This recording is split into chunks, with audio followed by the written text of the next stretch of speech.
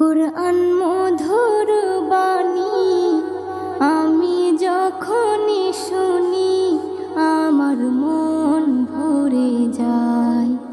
কুরআন মধুর বাণী আমি যখনই শুনি আমার মন ভরে যায়।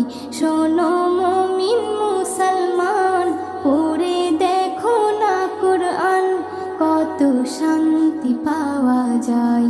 কুরআন